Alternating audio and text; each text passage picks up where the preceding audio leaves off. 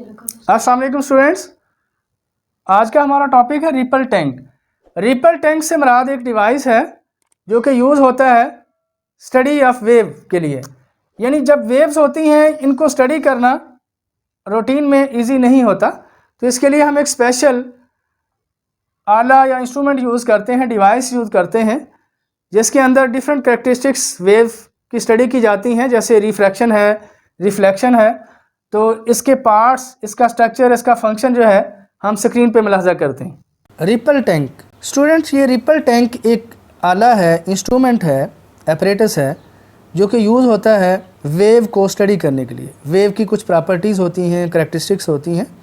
वैसे इस वेव को स्टडी करना मुश्किल होता है क्योंकि ये गुजर जाती है बड़ी तेज़ी से और हम इसको स्टडी नहीं कर सकते। तो इसके लिए सिंपल सा एपरेटस है रिपल टैंक के नाम से। इसके पार्ट्स को हम ज़रा देखें। ये पावर सप्लाई लगी हुई है और एक वाइब्रेटर लगा हुआ है, लकड़ी का एक फट्टा सा बना हुआ है जिसे आप बार का नाम दे सकते हैं। पैडल है ये, ऑसिलेटिंग पैडल। इसके साथ मोटर वगैरह लगी हुई है, ये वाइब्रेट होता है तो इससे वेव पैदा होती हैं। और ये जो टेबल सा आपको नज़र आ रहा है, इसके अंदर शैलो टैंक ऑफ वाटर है, यानी पानी है और शीशे की एक ट्रे सी है। तो इस रिपल टैंक के ऊपर अगर आप देखें तो एक बल्ब भी लगा हुआ है लाइट के लिए। इसके नीचे पेंदे पे वेव नज़र आती हैं, उनकी तस्वीर बन जाती है, इमेज बन जाती है। डार्क लाइनें और वाइट लाइनें उसमें ज़ाहिर होती हैं। तो वो डार्क लाइनें और वाइट लाइनें जो हैं उनको स्टडी किया जाता है और फिर मुख्तलिफ प्रॉपर्टीज़ जो हैं वो वेव की ज़ेर बहस लाई जाती हैं। Ripple tank is a device to produce water wave and to study their characteristics. यानी रिपल टैंक एक ऐसा आला है जिससे हम पानी के अंदर वेव्स को पैदा भी करते हैं और फिर इसके साथ साथ उनकी कैरेक्टरिस्टिक्स यानी प्रॉपर्टीज़ को स्टडी भी करते हैं, प्रोड्यूस भी करते हैं और स्टडी भी करते हैं वेव्स को। This apparatus consists of a rectangular tray having glass bottom and is placed nearly half meter above the surface of a table। तो इस apparatus में रेक्टेंगुलर ट्रे होती है, मुस्ततील नुमा ट्रे, जिसमें ग्लास का बॉटम है, यानी पेंदा जो है वो शीशे का होता है और ये थोड़ा सा ऊपर भी होता है हाफ मीटर, ताकि इसमें पानी वगैरह आ सके। Wave can B produce on the surface of water present in the tray. Tray में मौजूद पानी के अंदर वेव पैदा की जा सकती हैं क्योंकि वो पैडल जो होता है, जो वाइब्रेटर, उसको मोटर लगी होती है और वो वाइब्रेट करती है तो उससे वेव पैदा हो जाती है। This vibrator is an oscillating electric motor fixed on a wooden plate over the tray such that it's lower surface just touches the surface of water. क्योंकि ये जो वुडन प्लेट है ये जस्ट पानी के जस्ट टच कर रही होती है थोड़ा सा, इसलिए जब ये वाइब्रेट करती है तो ये वेव पानी के अंदर प्रोड्यूस हो जाती है। On setting the vibrator on, this wooden plate starts vibrating to generate water wave consisting of straight wave front. तो इससे स्टेट वेव फ्रंट वाली वेव जो है वो पैदा होंगी जब इसको हम ऑन करेंगे, क्योंकि जो ही वाइब्रेटर ऑन होगा तो पैडल जो है, वुडन प्लेट वगैरह, वो भी वाइब्रेट होगी और पानी की सरफेस को टच करके वेव को पैदा करेगी, जनरेट करेगी। इलेक्ट्रिक बल्ब क्यों है? An electric bulb is hung above the tray to observe the image of water waves on the paper और स्क्रीन। यानी नीचे जो पेपर है या स्क्रीन है उस पर इमेज बन जाती है वेव की। क्रस्टस और ट्रफ जो हैं वेव के, ये अपीयर होते हैं bright and dark lines respectively on the screen. यानी जो क्रस्ट होते हैं ये ब्राइट लाइट होती है और जो ट्रफ होते हैं ये डार्क लाइन में दिखाई देते हैं स्क्रीन पर। अब स्टूडेंट, ये शैलो वाटर के अंदर आप देखें लाइनें दूर दूर हैं इनके दरमियान, यानी कि जो डीप वाटर के अंदर ये दूर हैं, डिस्टेंस ज़्यादा है, यानी लैम्डा की वैल्यू ज़्यादा है। और शैलो वाटर में ये लाइनें करीब हैं, यानी इसके अंदर जो है वेव लेंथ कम है। तो वेव लेंथ ज़्यादा कहाँ है? डीप वाटर में, और कम कहाँ है? शैलो वाटर में। इसका मतलब शैलो वाटर में जो स्पीड है वो भी कम हो जाएगी। अब reflection of waves place a barrier in the ripple tank. Ripple tank में आप एक बैरियर रख लें, रुकावट। The water wave will reflect from the barrier. वो बैरियर से वाटर वेव टकराएंगी और रिफ्लेक्ट हो जाएंगी। If the barrier is placed an angle to the wave front, यानी वेव फ्रंट के साथ वो एंगल बनाते हुए रखा जाए। The reflected wave can be seen to obey law of reflection. Law of reflection student ये होता है कि एंगल ऑफ इंसिडेंट जो है वो equal to angle of reflection, यानी ये दोनों एंगल जो हैं वो इक्वल होंगे, एंगल ऑफ इंसिडेंट और एंगल ऑफ रिफ्लेक्शन। तो नॉर्मल के साथ ये दोनों एंगल बनते हैं, तो लिहाजा वेव रिफ्लेक्शन में भी ये जो लॉ ऑफ रिफ्लेक्शन है ये फॉलो होता है, तो इसमें दोनों एंगल बराबर होते हैं। Thus we define reflection of wave as when wave moving in one medium fall on surface of another medium। यानी एक मीडियम से दूसरे मीडियम में वेव आ रही, वो फॉल करती है दूसरे मीडियम पर, तो बाउंस बैक हो जाती है इनटू फर्स्ट मीडियम, यानी उसका कुछ हिस्सा जो है वो वापस चला जाता है। सच that the angle of incident, इस अंदाज से कि एंगल जो इंसिडेंस एंगल है वो इक्वल होता है एंगल ऑफ रिफ्लेक्शन के। तो ये बहुत सिंपल चीज़ है, इसमें लाइट की रिफ्लेक्शन भी सेम होती है। अब हम इसको ऑब्जर्व करते हैं कि ये वेव आ रही है और ये जो ऑब्स्टेकल थी रुकावट उससे टकराती है तो अपनी डायरेक्शन चेंज कर लेती है। लेकिन इसमें जो आने वाली वेव है ये इंसिडेंट रे है, ये वाली जो जा रही है रेड कलर वाली ये रिफ्लेक्टेड वेव है। तो इंसिडेंट और रिफ्लेक्टेड वेव के दरमियान एक लाइन होती है जिसे हम नॉर्मल कहते हैं, जो परपेंडिकुलर होता है। तो वो हम अगली स्लाइड में देखते हैं। ये वेव आई, टकराई और ये रिफ्लेक्ट हो गई वापस उसी मीडियम में, तो इस अमल को रिफ्लेक्शन ऑफ वेव कहेंगे। अब ये रिफ्लेक्शन ऑफ वेव किस एंगल को फॉलो करती है, किस तरह लॉ को फॉलो करती है, देखें। इसमें जो दो एंगल बन रहे हैं, एक एंगल θ1 है और एक आई है और एक θr है। आई इंसिडेंट है और आर रिफ्लेक्टेड है, यानी ये दोनों एंगल जो होते हैं इंसिडेंट और रिफ्लेक्टेड एंगल, ये दोनों इक्वल होंगे।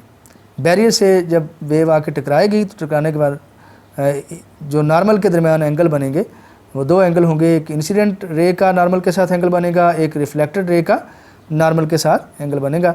ये दोनों एंगल जो हैं वो आपस में इक्वल होंगे, तो ये लॉज ऑफ रिफ्लेक्शन के मुताबिक है।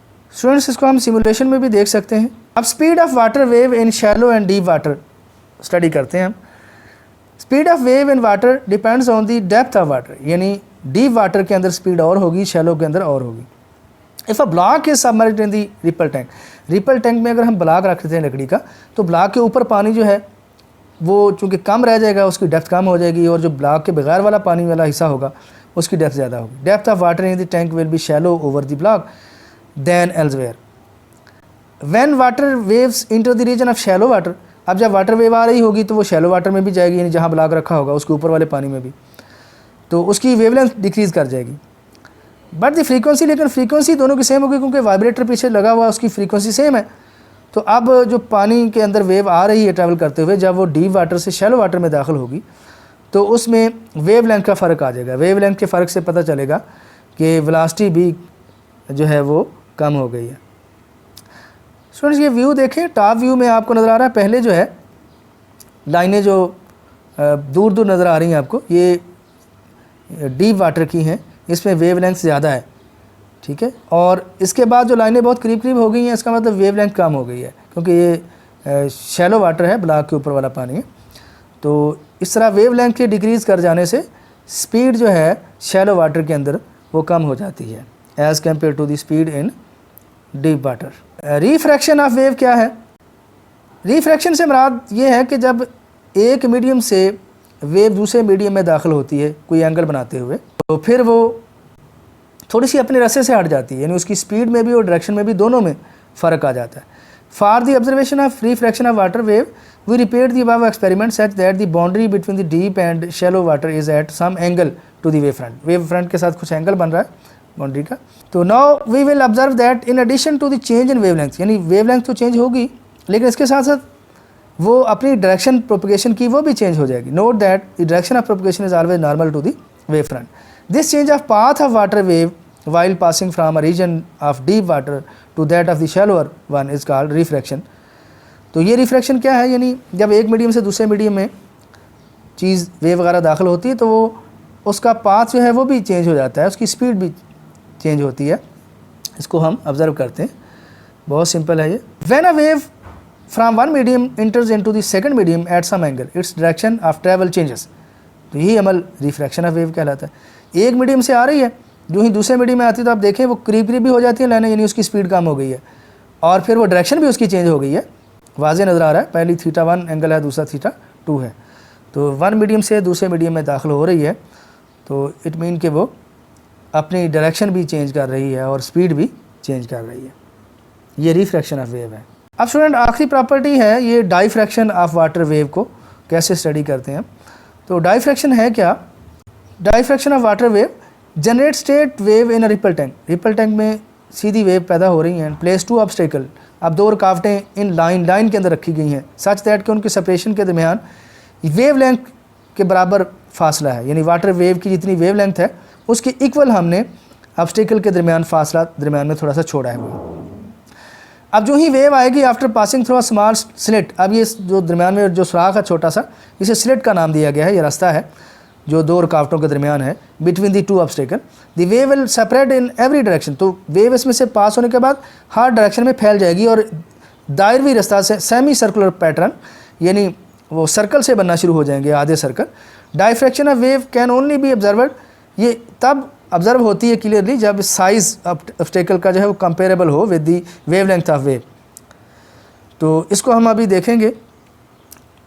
देखें ये आपको येलो कलर की ऑब्स्टेकल नज़र आ रही है, उसके दरमियान थोड़ा सा गैप छोड़ा हुआ है, पीछे से जो वेव आ रही हैं। बेंडिंग और spreading of wave around the sharp edge और कॉर्नर ऑफ द ऑब्स्टेकल और स्लिट, ये जो ऑब्स्टेकल ऐसे स्लिट भी कहते हैं, ये इस तरह बेंड हो जाना वेव का, इसके अंदर से गुजरते हुए बेंड हो रही है वेव, ये डायफ्रैक्शन है। बहुत क्लियरली आप इसको ऑब्जर्व कर सकते हैं तस्वीर में।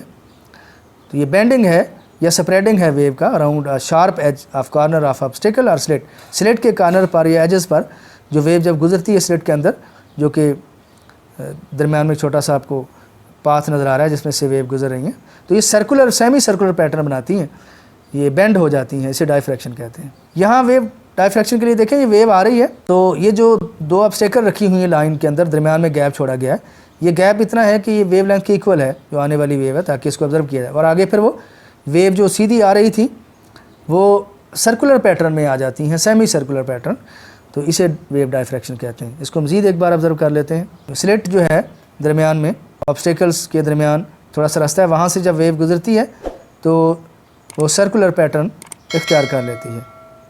Thank you students, it is the end of chapter.